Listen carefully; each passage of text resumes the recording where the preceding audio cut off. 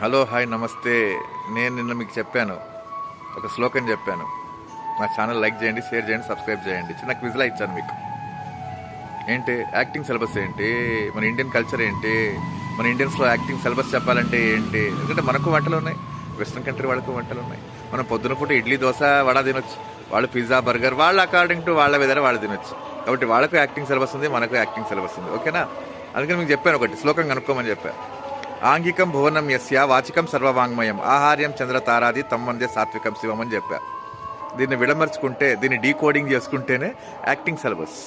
ఇది అభినయ దర్పణంలో నందికేశ్వరుడు గారు రాశారు. అభినయ దర్పణం అనే పుస్తకంలో నందికేశ్వరుడు వారు రాశారు, రచయిత ఆయన. సింపుల్, ఇదే acting syllabus. Physical training, dialogue delivery, voice and modulation training, makeup and costume training, emotional training. మళ్ళీ నా షార్ట్స్ మీరు కంటిన్యూ చేయాలంటే వాచ్ చేయాలి. మళ్ళీ దీని టెక్నిక్ విడమరిచి నెక్స్ట్ దాంట్లో చెప్తా. ఓకే? అభినయ దర్పణం నందికేశ్వరుడు గారు రచించింది. ఆంగికం భువనం యస్య వాచికం సర్వవాంగ్మయం ఆహార్యం చంద్రతారాది తమ్వందే సాత్వికం శివం. ఇదే యాక్టింగ్ సిలబస్. ఓకే?